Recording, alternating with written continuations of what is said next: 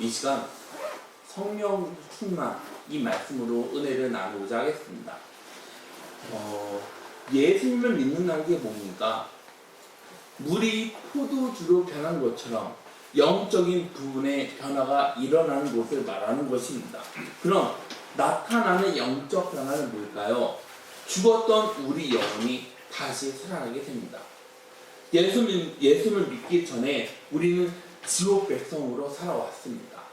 그런 우리가 천국 백성으로 하나님의 자녀로 변했습니다. 우리는 지옥에서 벌을 받아야만 했습니다. 그런데 우리는 지옥 벌이 아니라 뭘 받았습니까? 영생을 받게 되지 않았습니까? 우리는 원래 마귀의 자녀였습니다. 그런데 하나님을 영접한 그 순간부터 마귀의 자녀가 아니라 하나님의 자녀가 되었다는 것입니다. 이런 엄청난 변화를 우리가 받게 되었습니다. 우리가 그것을 또 경험하게 되지 않습니까? 그런데 우리 삶의 변화가 나타나지 않는 사람들이 있습니까? 없습니다. 그럼 변화가 일어나지 않는 이유는 뭡니까?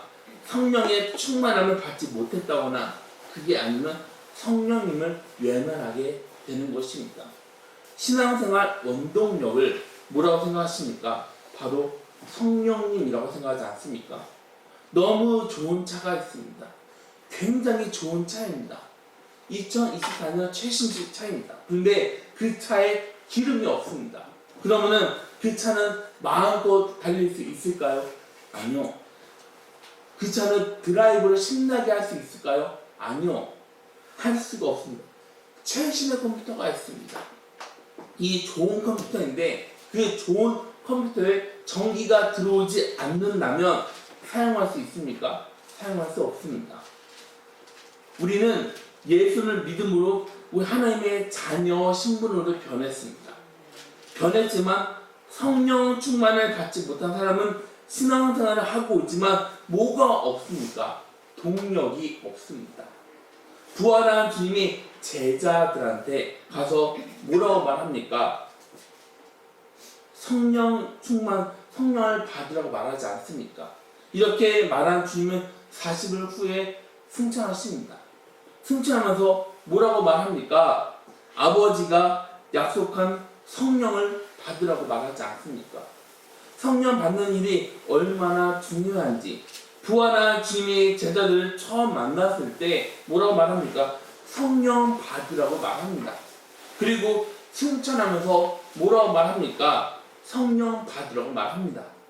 제자들은 주님이 말한 대로 모든 사역을 다 내려놓고 성령을 받기 위해 10일 동안 기도합니다. 어디에서요? 예루살렘에서 기도합니다. 그리고 오순절 때 드디어 성령님을 받게 됩니다. 우리는 어떻습니까? 우리는 성령 받는 일에 관심이 있습니까? 없습니다. 성령님은 다른 것이 아닙니다. 성령님은 신앙생활의 원동력이라는 것입니다. 그런데 우리에게는 동력이 없습니다. 동력이 없으면 제대로 굴러갈 수 있을까요? 없습니다. 비싸고 좋은 차라도 기름이 없으면 그 차는 앞으로 나아갈 수가 없습니다. 자동차 모습 완벽하고 신상 차라도 기름이 없으면 소용이 있을까요? 없습니다. 우리 역시 마찬가지입니다. 우리는 주님을 믿는다고 말합니다. 그런데 우리에게 성령님이 없으면 믿는 사람의 삶을 살아갈 수 있겠습니까? 없습니다. 그럼 성령님은 뭡니까? 바로 하나님이라는 것입니다. 우리한테는 영이 있습니다. 하나님도 영이십니다. 하나님의 영이 바로 성령님이지 않습니까? 성경에서 뭐라고 말합니까? 성령, 하나님의 영, 주의 영, 예수의 영으로 표현하고 있지 않습니까? 성령님은 창조주이십니다. 성령님은 창조 사역을 하셨습니다. 성령님은 예수 그리스도 구원을 이루어 주십니다. 그럼 누구한테 이루어 주니? 바로 우리한테. 그래서 우리를 구원으로 인도하는 게 아닙니까? 성령님의 역사가 없으면 예수를 내 구주로 믿을 수 없게 됩니다. 그리고 성령님의 역사가 없으면 우리는 거듭날 수 없습니다. 성령님은요, 하나님의 형상을 본받게 합니다. 그리고 영원한 천국으로 들어갈 수 있도록 인도하십니다. 기독교 역사를 보면 핍박 가운데 믿음을 지켰던 사람들이 있습니다. 그럼 이 사람들은 믿음을 본인의 힘으로 지켰습니까? 아니요. 그럼 어떻게 해서 믿음을 지켰습니까? 성령님의 도움으로 지킬 수 있었다는 것입니다. 여러분, 혹시 카타콤이라는 말을 들어보신 적 있으십니까? 카타콤, 이 말은 통신사 이름입니까? 아닙니다. 카타콤은 공동묘지입니다. 로마에서 기독교인들을 핍박했습니다. 사람들은 그 핍박을 피해 공동묘지에 들어가서 살았습니다. 처음에 카타콤은 알려지지 않았습니다. 그런데 1854년 본격적으로 발굴되기 시작하면서 지금까지 발견된 로마의 카타콤은 120개입니다. 지하 동굴 총 길이는 900km입니다. 그리고 이 지하 동굴에 묻힌 시신은 약 200만입니다. 그런데 여기서 더 깜짝 놀랄만한 사실이 있습니다. 그 사실은 예수님 당시 로마 인구는 100만이었다고 합니다. 굉장히 많은 시신이 이 카타콤에 묻혀 있지 않습니까? 로마 교회는 오순절 후 세워진 교회입니다. 사도행전 2장 10절 말씀을 보면 뭐라고 말합니까? 부르기아와 반빌라와 애국가 및 구레네에 가까운 리비아 여러 지방에 사는 사람들과 로마로부터 온 나그네 곧 유대인과 유대교에 들어온 사람들과, 이 사람들은 절기를 지키기 위해 예루살렘에 방문했던 사람들입니다. 로마에서 온 사람도 있었습니다. 그런데 여기에는 성령의 능력을 받은 예수님의 제자들이 전한 복음을 사람들이 듣고 로마로 돌아가서 세운 교회가 바로 로마 교회입니다. 그런데 이 사람들의 신앙생활은 평탄할까요? 아니요, 평탄하지 않았습니다. 로마 성도들은 예수를 믿는다는 이유 하나만으로 로마 황제로부터 박해를 받았습니다. 이 사람들은 예수님의 복음을 듣고 생활한 집을 버렸습니다. 모든 재산을 포기했습니다. 이 사람들은 예수님을 믿는 이유로 박해를 받았습니다. 그래서 이 사람들은 박해를 피해 어디로 돌아가서 살게 됩니까? 바로 지하 공동묘지. 그 사람들은 평생을 거기에서 살았습니다. 거기에서 결혼을 해서 자녀를 낳았습니다. 그리고 자녀들은 카타콤에서 결혼해서 부모의 장례를 치르기로 했습니다. 그런데 놀라운 사실이 있습니다. 그건 사람들은 이런 상황이면 절망할 수 이런 그런 상황인데, 이 사람들은 거기서 절망하지 않았습니다. 카타콤에 살아가던 사람들은 얼마든지 로마에 화를 낼 수 있는 그런 상황입니다. 그런데 사람들은 그렇게 하지 않고 묵묵하게 인내하면서 기도를 했습니다. 그렇게 하다가 추후 313년 로마 콘스탄틴 황제가 밀라노 칙령 기독교를 국교로 인정하면서 사람들은 드디어 카타콤에서 나올 수 있게 되었습니다.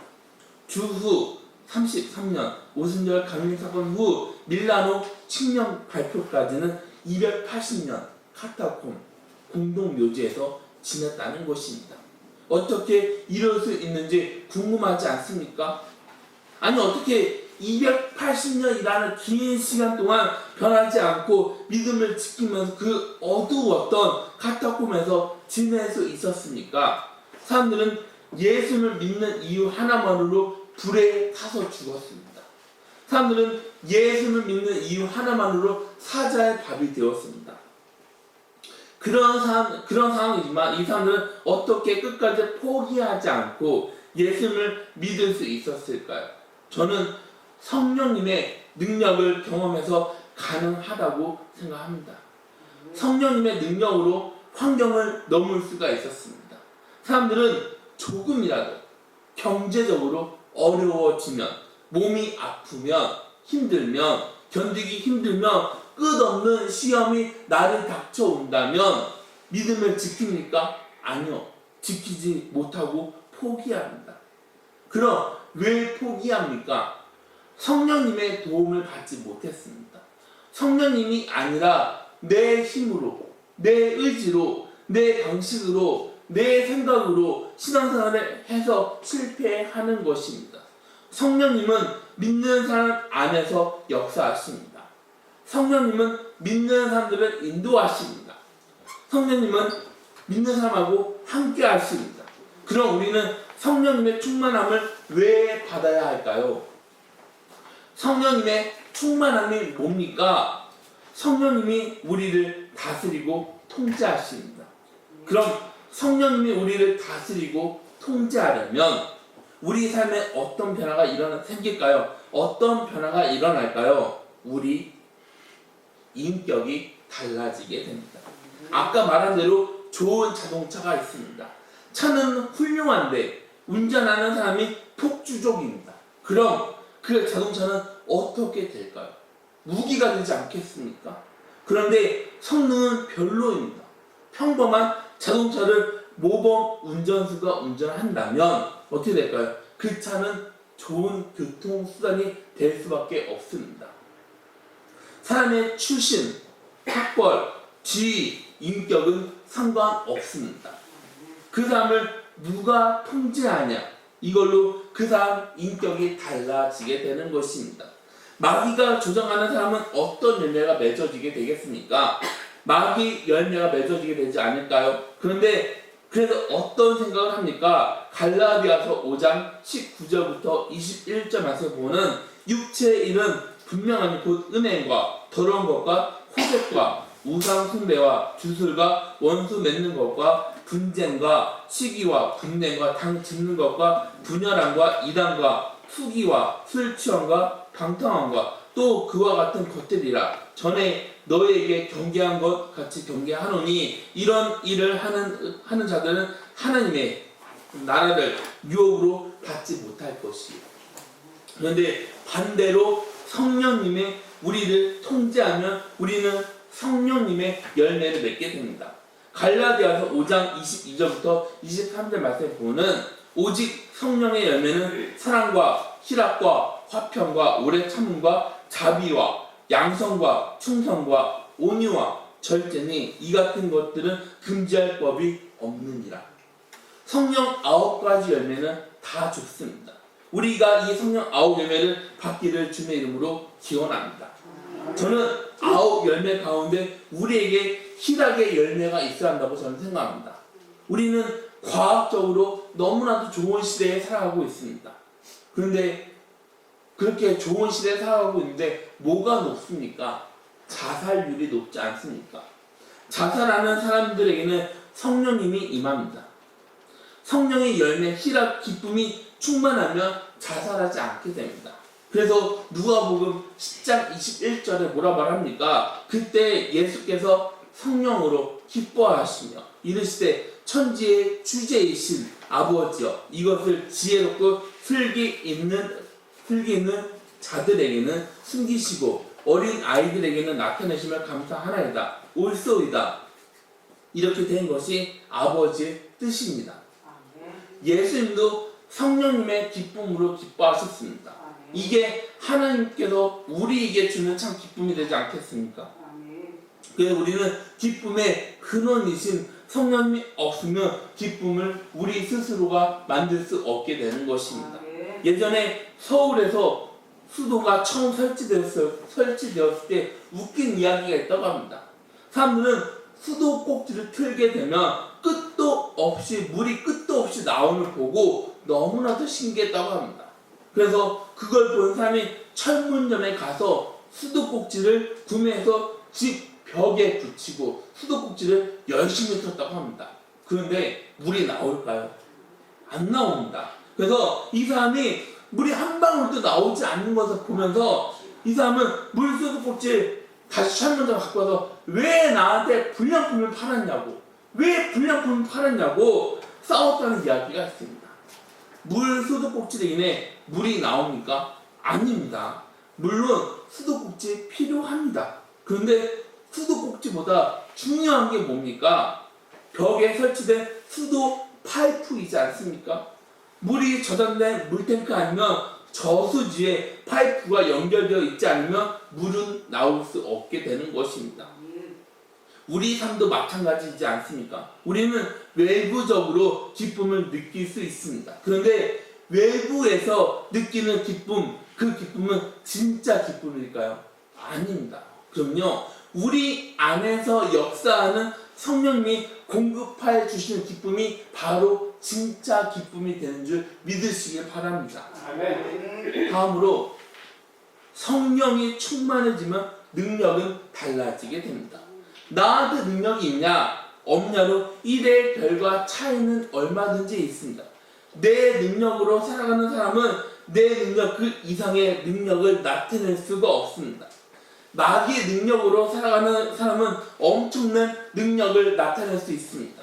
그런데 불행한 건 마귀의 능력으로 살아가는 사람은 마귀로 영원한 지옥으로 갈 수밖에 없다는 것입니다. 우리는 하나님의 능력으로 살아가야 합니다. 하나님의 능력은 무한입니다. 하나님의 능력으로 살아가면 성령 충만을 받아야 합니다.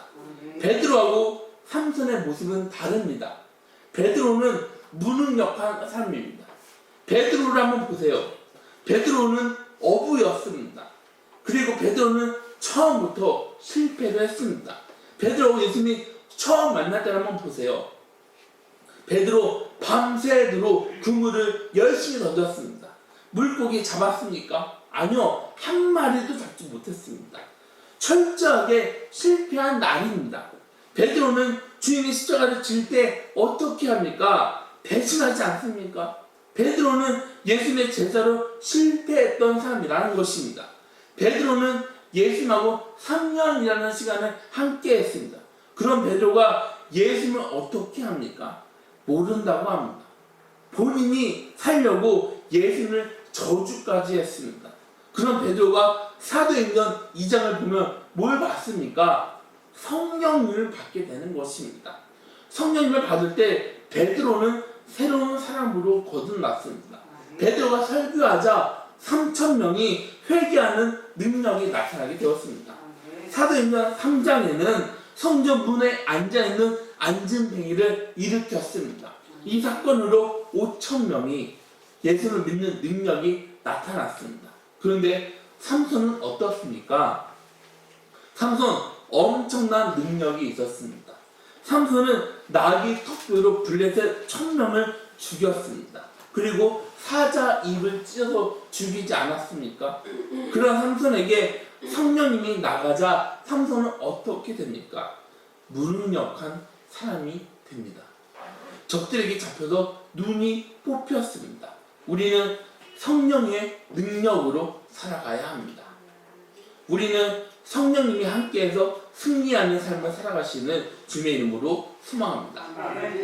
성령이 충만하면 우리 삶의 가치가 달라지게 됩니다. 비싼 지갑이 있습니다. 그런데 이 비싼 지갑의 가치는 어떤 걸로 결정이 됩니까? 아무리 비싼 지갑이라 해도 그 지갑에 돈이 없으면 그 지갑의 가치는 비쌀까요? 아니요. 그런데 시장에서 구매한 지갑이지만 그 안에 수천만 원이 있다면 그 지갑은 수천만 원의 가치가 있게 되는 것입니다. 우리 삶 역시 마찬가지입니다. 내 안에 하나님의 영, 성령님이 있으면 나는 하나님의 성전이 되는 것입니다. 내 삶의 가치는 뭡니까? 내 안에서 역사하고 계시는 그분, 바로 성령님이지 않습니까? 그게 내 안에서 역사하시는 그 분이 바로 내 가치가 된다는 것입니다. 그래서 고린도후서 4장 7절 말씀을 보면 뭐라고 말합니까? 우리가 이 보배를 질 그릇에 가졌으니 이는 힘이 큰 능력은 하나님께 있고 우리에게 있지 아니함을 알게 하려 함이라. 우리는 질그릇입니다. 하나님을 외면하면 우리는 흙으로 만들어진 그릇에 불과하는 것입니다. 하나님을 외면하면 우리는 가치 없는 존재일 뿐입니다. 그런데 예수님 안에 우리가 있으면 우리 가치는 가치 있는 존재로 바뀌게 되는 것입니다. 우리 그릇에 보배이신 주님으로 인해서 우리는 새로워질 수밖에 없게 되는 것입니다. 여러분은 예수님을 믿습니까? 여러분은 성령님을 받으셨습니까? 그럼 저와 여러분은 하찮은 존재가 아닙니다. 여러분, 우리는 누구입니까? 우리는 하나님의 자녀이지 않습니까? 예수 그리스도 신부이지 않습니까? 그리고 우리는 성령님의 전이기도 합니다. 여러분의 능력으로, 여러분의 힘으로 존귀해졌습니까? 아닙니다. 우리는 하나님의 자녀여서 존귀한 것입니다. 예수 그리스도 신부여서 사랑스러운 것입니다. 성령님의 전이어서 보배로운 것입니다. 우리는 보배롭고 존귀하고 사랑스러운 존재라는 것입니다. 성령으로 충만하면 달라집니다. 성령님은 믿음의 사람에게 뭘 줄까요? 꿈하고 환상을 부어주십니다. 그래서 성령으로 충만해 확실한 비전을 갖게 되는 것입니다. 우리가 비전을 갖잖아요. 그럼 우리 미래는 바뀌게 됩니다. 그런데 여기에 문제가 있습니다. 그 문제는 우리에게 비전이 없습니다. 그래서 성경에서 뭐라 말합니까? 잠언 29장 18절에서 보는 묵시가 없으면 백성이 방자의 행하거니와 율법을 지키는 자는 복이 있느니라. 이게 어떤 말이냐면 비전 없는 백성은 망한다. 성령으로 충만하면 성령님 비전을 줘서 사람을 움직이게 합니다. 그럼 비전 받은 사람을 뭘 합니까? 하나님의 일을 하게 됩니다. 사도행전 2장 17절 말씀을 보면 하나님이 말씀하시기를 말세에 내가 내 영을 모든 육체에 부어주리니 너희의 자녀들은 영원할 것이요 너희의 젊은이들은 환상을 보고 너희의 늙은이들은 꿈을 꾸리라. 너무 놀라운 말씀이지 않습니까? 자녀들은 젊은이들입니까? 아닙니다. 그럼요, 노인들까지 꿈을 꾸게 한다는 것입니다. 사람하고 동물 차이가 뭡니까? 학자들은 서서 걸어 다닌다는 거, 불을 사용하는 걸로 사람 동물 차이로 보고 있습니다. 그런데 중요한 차이가 있습니다. 그 중요한 차이는 사람에게는 꿈, 희망, 비전이 있습니다. 그런데 동물에게는 꿈, 희망, 비전이 없습니다. 닉스 대통령 오른팔인 찰스 콜스는 워터게이트 사건으로 감옥에 갇히게 되었지만 감옥에서 주님을 믿게 되었습니다. 그리고 감옥에서 나온 다음에는 교도소 선교에 앞장서게 됩니다. 주님을 믿게 되었습니다. 근데 이 책에 보면은 머틀 하웰이라는 90세 할머니가 등장합니다. 이 할머니는 가난한 가정으로 인해 학교는 1년만 다녔습니다. 이 할머니의 삶은 고난의 연속이었습니다. 세 자녀 가운데 한 자녀는 일찍 눈을 감았습니다. 남편을 먼저 보낸 과부입니다. 할머니는 어렵게 자녀를 키우면서 살아왔습니다. 고생하면서 나이가 들어왔습니다. 그런데 어느 날 이 할머니는 하나님한테 이렇게 기도했다고 합니다. 주님, 이제 제가 주님을 위해 뭘 할 수 있겠습니까? 저를 하나님의 품으로 데려가 주세요. 그러자 할머니에게 이런 음성이 들렸다고 합니다. 죄수들한테 편지를 써라. 죄수들한테 편지를 써라. 죽기를 갈망했던 할머니는 너무나도 기가 막혔습니다. 그래서 하나님한테 뭐라고 말하냐면 주님 뭐라고요?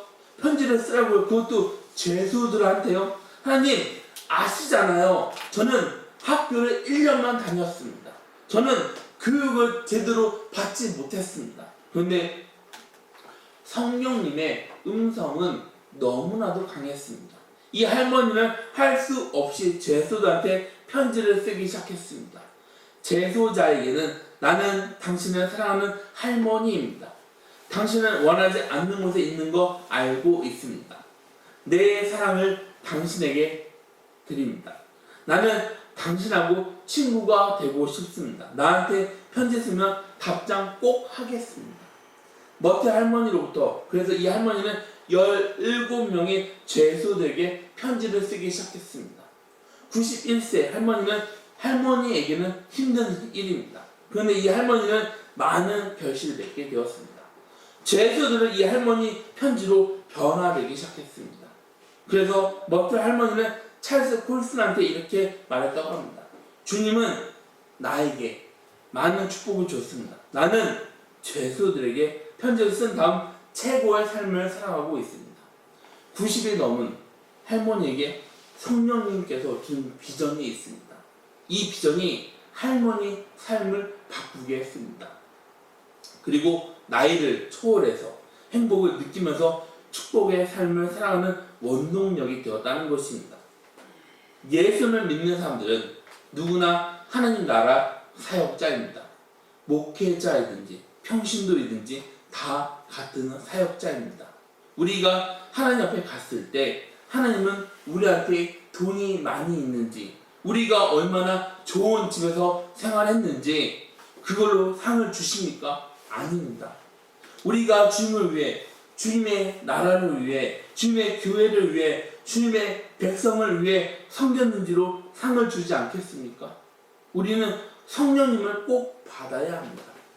우리는 성령 충만해야 합니다. 그럼 성령님은 우리에게 하나님의 비전을 보여주게 될 줄 믿으시기 바랍니다.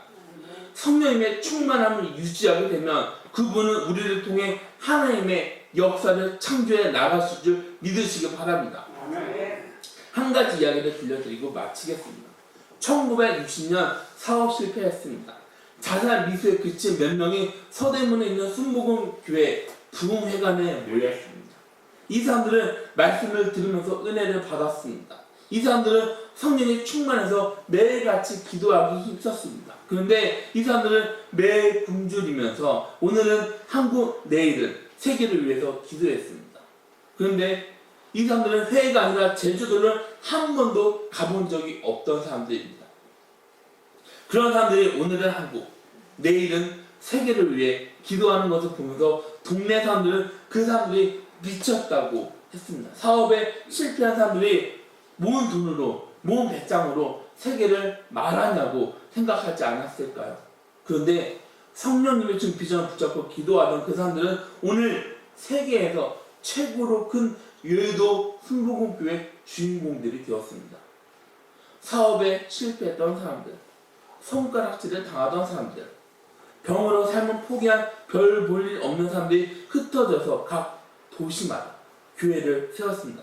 세계로 흩어져 선교하는 선교사, 목사님이 되었습니다. 나는 부족합니다. 그런데 성령님으로 충만하면 성령님은 우리 능력을 초월하는 꿈을 우리에게 허락해 주십니다. 그 꿈을 붙잡고 기도하는 사람들에게 엄청난 일을 이룰 수 있도록 인도해 주십니다. 우리 교회 성도님들은 이렇게 매일같이 기도하고 있지 않습니까? 그래서 우리 교회는 무너지지 않습니다. 우리 교회는 다시 일어날 수 있습니다. 우리 교회는 주님의 은혜로 부어주실 줄 믿으시기 바랍니다. 그런데 우리는 우리 자신을 볼 때 우리 모습은 너무나도 약한 모습이지 않습니까? 그래서 이런 생각이 들지 않습니까? 나 같은 사람이 어떻게 어떻게 내가 감히 난 아무것도 못해. 지금 내 나이를 한번 봐봐. 난 영어 모르는데, 난 모르는 게 한두 가지가 아닌데, 이렇게 생각할 수 있지만 이거는 하나님께서 하면은 될 줄 믿으시기 바랍니다. 하나님께서 우리에게 준 꿈이면은 그 꿈을 하나님께서 이루어 주십니다. 하나님은 못할 일이 하나도 없으십니다. 그래서 우리는 끝까지 성령으로 충만해 나아가야 할 줄 믿으시기 바랍니다. 꿈을 놓지 마시기 바랍니다. 그럼 하나님께서 반드시 이루어 주십니다. 우리는 강하지 않습니다. 우리는 약합니다. 우리는 부족합니다. 그래서 성경에서 뭐라고 말합니까? 예레미야 33장 2절부터 3절 말씀 보면 이를 행하시는 여호와 그것을 만들며 성취하시는 여호와 그의 이름을 여호와라 하는 이가 이와 같이 이르시도다. 너는 내게 부르짖으라. 내가 내게 응답하겠고 내가 알지 못하고 크고 은밀한 일을 내게 보이리라. 우리는 성령님을 의지해야 합니다. 우리 힘으로 안 됩니다. 우리 힘으로 불가능하지만 성령님의 능력으로는 모든 일이 가능할 줄 믿으시기 바랍니다.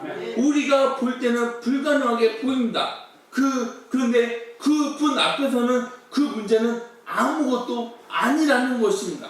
우리는 주님을 의지해 나아가야 합니다. 그래서 잠언 8장 17절에는 이렇게 말합니다. 나를 사랑하는 자들이 나의 사랑을 입으며 나를 간절히 찾는 자가 나를 만날 것이다.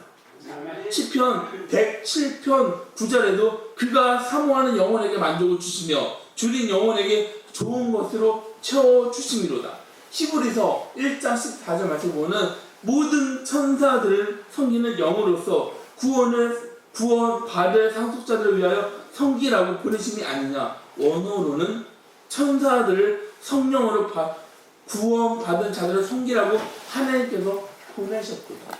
이렇게 되어 있습니다. 우리 모두가 성령님의 충만함을 누리면서 승리하는 저와 여러분들이 다 되시기를 주님의 이름으로 축원합니다. 같이 기도하시겠습니다.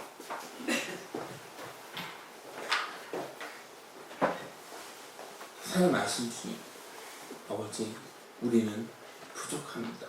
우리는 연약합니다. 우리는 늘 넘어지고 있습니다. 그런데 우리에게 성령이 없으면 우리는 그 넘어진 자리에서 일어날 수가 없습니다. 아버지, 우리를 붙잡아 주시옵소서. 우리 안에 성령님께서 역사해 주실 줄 믿습니다. 그래서 우리가 우리 눈에 비춰지는 그 모든 것들을 바라보면서 나아가는 것이 아니라 우리 안에서 역사하시는 예수 그리스도 이름으로 나아갈 수 있도록 아버지 우리 삶을 인도하여 주실 줄 믿습니다. 주님, 우리는 못하지만 주님께서는 모든 것들을 할 수 있으십니다.